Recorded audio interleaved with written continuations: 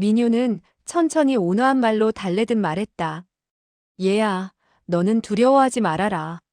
너는 정말 무섭게 열이 솟아오르게 된 나머지 옛날의 일을 모조리 잊어버리게 되었지만 천천히 모든 것을 기억해내게 될 것이다.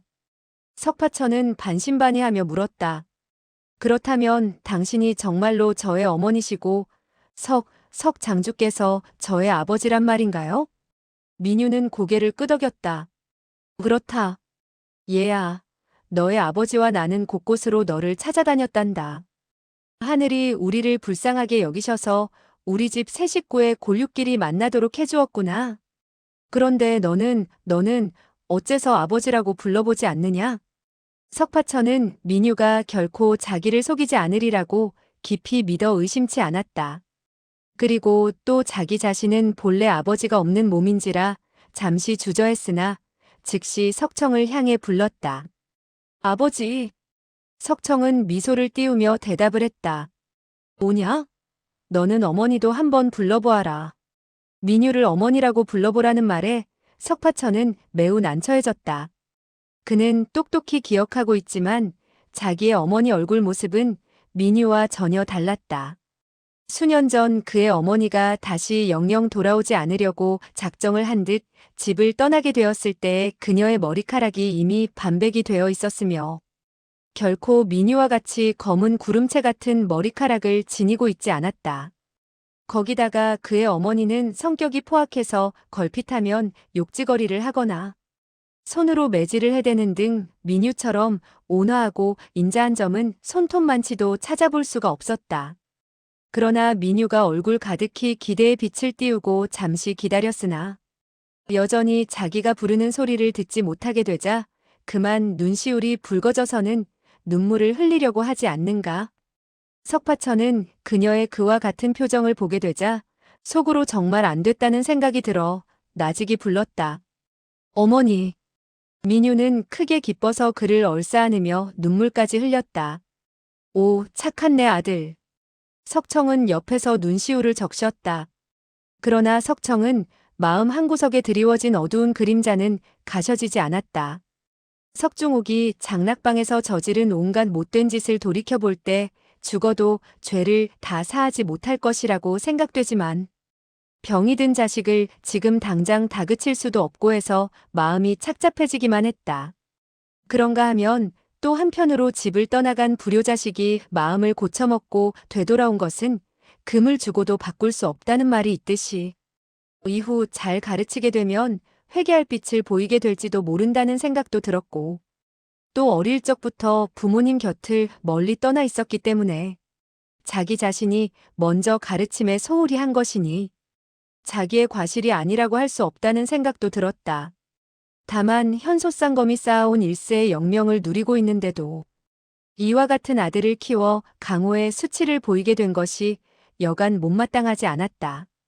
삽시간에 그의 생각은 조수처럼 밀려오게 되었고 또 한편으로는 기쁘기도 하고 또 한편으로는 한스럽기도 했다. 민유는 석청의 그와 같은 안색을 보고 그의 심사를 짐작했다. 그녀는 재빨리 말을 꺼냈다. 사형, 그리고 오가. 나는 무척 배가 고프니 우선 고을로 내려가 음식을 사 먹어야겠다. 이어 휘파람을 불자 흑백의 두 마리 말이 달려왔다. 민유는 웃으며 다시 입을 열었다. 얘야, 너는 이 엄마와 함께 백마를 타도록 하자. 석청은 아내가 10년 동안 이렇게 기뻐하는 것을 처음 대하는지라 빙글에 웃음 짓고 검은 말에 올라탔다. 민유와 석파천은 함께 백마를 탔다. 그리고 그들은 큰 길을 따라 앞으로 나아갔다. 어느덧 날이 훤히 밝아 있었다. 석파천은 여전히 의문에 쌓여 있었다. 이분이 진짜 나의 어머니라면 어릴 적부터 키워준 우리 엄마는? 하지만 그로서는 물론 석청 부부도 이에 대한 해명을 하지 못할 것이니 진정 어려운 문제가 아닐 수 없었다. 그리하여 세 사람은 두 필의 말에 나누어 타고 수마장을 나아갔을 적에 마침 길 옆에 조그만 절간이 있는 것을 보고 민유는 입을 열었다. 우리는 절간에 가서 부처님께 빌도록 해요. 그리고 그녀는 말에서 내려 절간 안으로 들어섰다. 석청과 석파천도 뒤를 따랐다. 처가 평소 부처를 믿지 않았다는 사실을 잘 알고 있는 석청은 민유의 뒤를 이어 법당 안으로 들어가 살펴보았다. 민유는 열애 불상 앞으로 다가가더니 끊임없이 절을 하는 것이 아닌가. 그와 같은 광경을 보고 있던 석청은 뒤따라 들어온 석파천을 돌아보았다. 갑자기 마음속으로부터 고맙다는 생각이 뭉클하니 가슴속으로부터 솟아올랐다. 저 애가 비록 못된 짓을 했지만 내 생명보다도 더 귀여운 자식이 아닌가. 그 누가 이 아이를 해치려고 했다면 내 목숨을 걸고서도 이 아이를 지켰을 것이다. 오늘 이렇게 부자가 만나게 된 것은 바로 하늘이 나에게 은혜를 베푼 것이고 부처님의 보살핌이 아니고 무엇이겠는가? 그리하여 그도 민유 곁으로 다가가 무릎을 꿇고 절을 했다. 석파천은 한옆에서 민유가 나직이 비는 소리를 듣고 있었다. 부처님께서 보호하시어 저의 아들의 질병이 하루속히 낫도록 해주시기를 빕니다. 어릴 적에 철이 없어 많은 죄를 지었으나 그 죄는 이 몸이 모두 받겠습니다.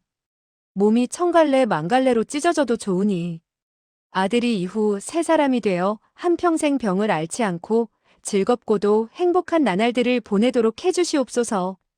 그 소리는 매우 나직해서 입술이 달싹일 정도였으나 석파천은 내력이 지극히 고강한 만큼 이목 또한 여느 사람들보다 훨씬 뛰어난 데가 있었다. 그리하여 그는 민유가 비는 말을 듣게 되었는데 갑자기 가슴속에 뜨거운 피가 끓어오르는 것을 느꼈다. 저 사람이 만약 나의 친어머니가 아니라면 어찌 저토록 나의 안위를 걱정하여 줄 수 있겠는가? 나는 여지껏 어머니라고 부르는 것을 피해왔지만 이 얼마나 바보 같은 짓을 했는가 말이다. 격동된 그는 앞으로 달려들어가 그녀의 두 팔을 잡고 불렀다. 어머니, 어머니.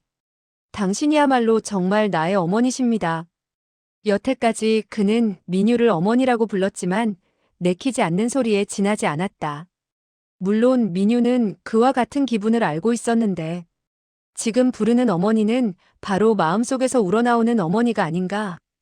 그리하여 그녀는 그를 껴안고 말했다. 아, 불쌍한 내 자식. 석파천은 한적한 산속에서 자기와 10년을 보낸 그 어머니가 생각났다. 자기를 마구 학대했지만 역시 그 어머니에 대한 정을 잊을 수가 없어 잠시 머뭇거리다 입을 열었다. 옛날 그 어머니는 어떻게 되는 것이지요? 설마하니 그녀가 저를 속인 것인가요? 민유는 그의 머리를 쓰다듬었다. 옛날 그 어머니가 어쨌는지 나에게 이야기해 보려무나. 석파천은 더듬거리며 대답했다. 그 어머니는 머리카락이 약간 휘었어요. 어머님보다 키가 조금 작은 편인데 무공을 모르지만 종종 저에게 화를 내며 욕과 더불어 매질까지 했어요. 그럼 그 어머니가 너를 무엇라고 부르던? 저를 보고 계잡종이라고 불렀지요. 석청과 민유는 갑자기 짚히는 바가 있었다. 그 여인이 오가를 계잡종이라고 불렀다면 지극히 우리 부부를 증오하는 것이 아닌가. 혹시 그 여인인지도 모른다. 민유는 재빨리 물었다. 그 여자는 얼굴이 갸름하고 살결이 퍽 고우며 얼굴이 아름답지 않더냐? 웃을 때 얼굴에 보조개가 패였지. 석파천은 고개를 가로저었다. 아니지요. 저의 어머님은 얼굴이 계란 모양처럼 갸름하고 통통했지요. 안색이 약간 창백한 데가 있으며 또 거무튀튀했어요. 온종일 무뚝뚝한 얼굴을 하고 있었고 좀처럼 웃는 적이 없었지요. 그러니 무슨 보조개가 보이겠어요? 민유는 한숨을 내쉬었다. 알고 보니 그녀가 아니었구나. 얘야. 그날 밤 토지묘에서 이 애미의 검끝이 잘못하여 너에게 상처를 입혔는데 그 상처는 어떻게 되었느냐? 상처는 매우 가벼웠습니다.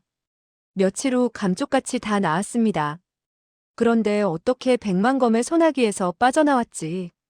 너도 정말 대단하구나. 아, 기한서북도 너를 잡아두지 못하다니. 최후의 두 마디는 석청에게 자랑하는 말이기도 했다.